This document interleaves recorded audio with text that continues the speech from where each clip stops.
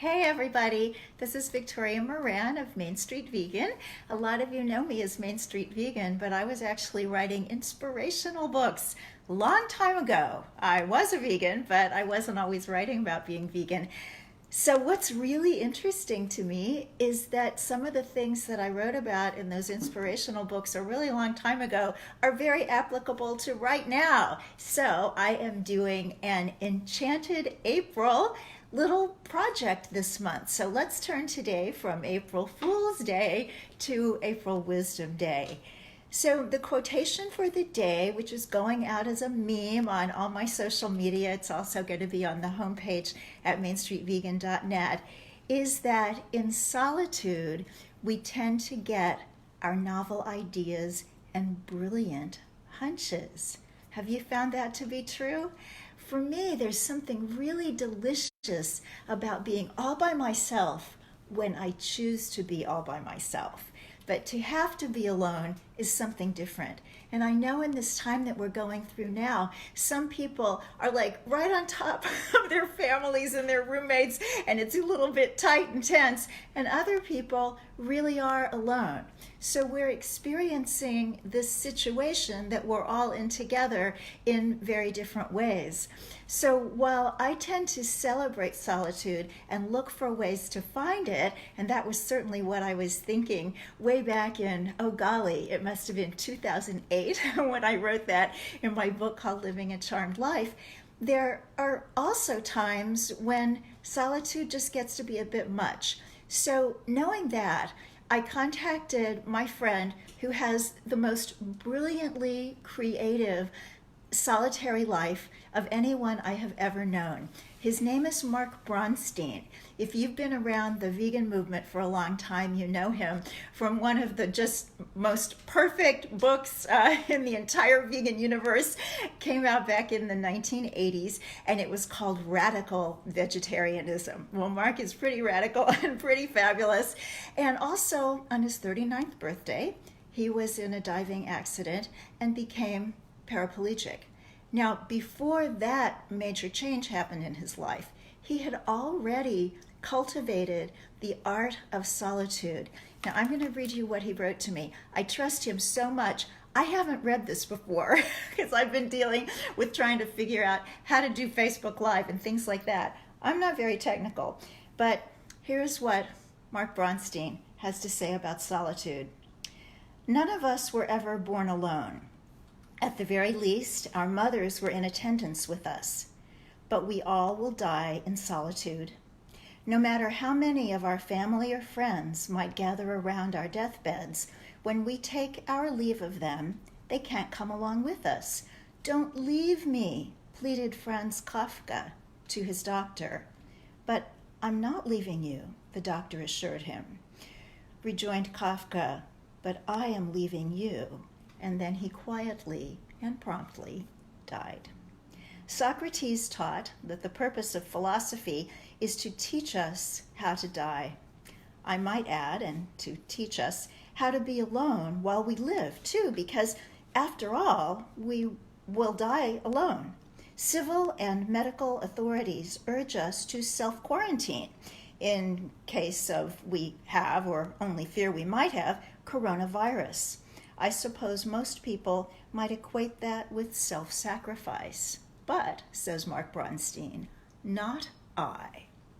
Except for the briefest interludes of short-term lovers or house guests, I have lived alone my entire adult life. For 26 years, that was alone in a house in the woods. Now it is alone in a house with the deep woods only in my backyard. That backyard is visited daily by wildlife, meaning the big ones I can see, such as deer and hawks and bobcats and coyotes, and the smaller ones that the predators are pursuing and that I only fleetingly get to see. So, not alone at all. Only silly humans would think they are alone while sitting in the middle of a forest or in the middle of Manhattan. Gosh, Mark, thank you. That is absolutely stunning. Hi, everybody. I'm seeing wonderful familiar names and some wonderful unfamiliar names. Thank you all for being part of this. So I also want to thank a couple of other people who have helped me with this. Jamie Gill, my assistant, Jane Velez Mitchell, who's Jane Unchained. She's like the Facebook super expert, and J.L. Fields, a wonderful cookbook author and faculty member at Main Street Vegan Academy. They all are helping me come out of my Luddite shell to do Enchanted April and one of these Facebook Lives every morning for the 30 days of this month. So I do want to share with you in interest of the quotation about solitude being where we get our novel ideas and our brilliant hunches, 3 of the solitary activities that mean the most to me. And they're activities that I'm actually finding I have to work hard to get during this time. You wouldn't think it. You would think that without having to go places and commute and spend time on a subway that there would just be time. But you know, when going out to walk the dog entails all kinds of getting suited up in protective gear and cleaning and disinfecting everything when you get back, that takes a lot of time. But I still try to find time for these 3 solitary pursuits that mean so much. The first is meditation, the second is reading, and the third is journaling. And they're kind of connected. So meditation is just being still. And you can interpret this any way you like. This can be a prayer and devotion practice if you're a religious person. It can be completely secular and just following your breath or following a mantra or an affirmation. One I like is all is well. You inhale, all is. You exhale well, and the brain is saying, are you kidding? It absolutely is as unwell as it has ever been. But you just keep at it, and you come to see that at some level where we don't really understand with our brain, somehow all is well. Or use a different affirmation. Use all is going to hell, and I'm happy in it, whatever works. So meditating in the morning is a lovely, lovely thing to do, but it's recommended by Transcendental Meditation, which I was trained in, and I think some other techniques as well, that if you can do another one in the late afternoon, early evening, that really kind of bookends your day. So I have been doing that with a meditation partner longer than we've actually been in our social distancing time. So her name is Ruby Warrington, and I just like to introduce her to everybody if you don't know her work yet. She's written 2 stunning books. One is called Sober Curious, because she's opting to live her life without benefit of alcohol, and the other is called Material Girl, Mystical World. So we met when she was on my podcast, and then I was on her podcast, and she gave me this beautiful necklace. I don't know how well you can see it, but it's an Aries necklace because I just had my birthday, first day of Aries. So I wear this, and then every afternoon, or sometimes it's night, when we get our second meditation done, we text each other, and it's really helped. So we are almost perfect. We've both missed 2 afternoons each, but instead of just doing this commitment, which started incidentally on Ash Wednesday, we're going to go all the way through Easter Monday. So that'll give us a chance to have 40 days, even if we missed a couple. So meditation, and then books. Oh my gosh, books are so enchanting for this wonderful month and what we're calling it. I've often thought, wouldn't it be cool if there could just be some blizzard, and then another blizzard, and then another one, so that you really get to stay in for 2 or 3 weeks and read all these books that you have or that you've read before and really want to read again. Well, it's not as benign as a blizzard, but we do have time to read. So what are you reading? I love it when people post. Jeanette Patterson, if you know her, she was with PETA for many years. She's a wonderful, wonderful animal rights proponent. She posted today big pictures of all the books that she loves. Evanna Lynch, you saw her in Harry Potter and Dancing with the Stars. She's got the Chick Peeps podcast.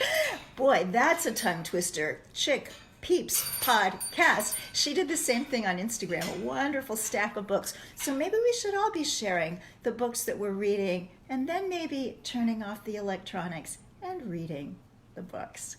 And the third solitary pursuit that is actually my favorite is journaling. There is something magical about pen and paper. I used to keep my whole life in a Franklin planner, kind of like a daytimer. Some of you remember those, some of you probably still use them. But living in New York City, it's heavy to carry around extra stuff. So I started doing everything electronically and online and thinking I was being very cool and up to the minute. But I realized in this time of social distancing, I miss my paper planner.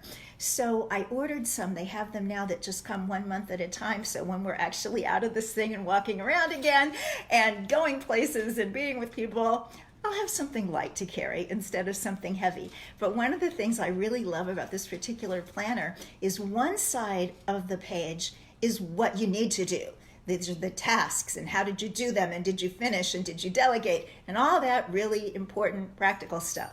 But the other page just says notes of the day. I love that because that's my journal. That's where my brain gets to go and my mind and spirit get to go with it. So I hope that you might be considering an Enchanted April journal. Why not? You could just get any old notebook, whatever you can find, and just for these 30 days. These 30 days, when it's been officially announced by the U.S. government, we don't know what's going to happen later, but for the 30 days of April, we are inside, we are doing social distancing. See what might happen. Starting today, April, Wise Person's Day, and going on through this month, what enchantment can come into your life even at this time? So thank you all for being part of this. I'm doing some other cool things. This afternoon, 3 o'clock, is the live Main Street Vegan radio show on Unity Online Radio. My guests are going to be Janie Goddard, who's a wonderful complementary medicine therapist and researcher in the UK. And you know, sometimes now, because this is all so serious and we're thinking, I don't want to hear complimentary stuff. I want to hear the real deal. But you know what? The complimentary stuff is also the real deal when we're talking about science-based complementary medicine. I'm very excited to hear what Janie Goddard has to say. And in the second half of today's program, I'm going to be welcoming Angela Crawford, PhD. She is a therapist, and she's going to talk with us about how to deal with fear, how to deal with loneliness, how to draw upon our reserves of courage and strength, because we've got more in there than any of us could believe. Thanks so much for being with me. I hope you will be with me again tomorrow morning and maybe every morning of April, 11:30 Eastern Time. I'm Victoria Moran. You can find me at mainstreetvegan.net and Main Street Vegan all over the internet. Namaste, and you know what that means. I behold the divine within you. Take care, all.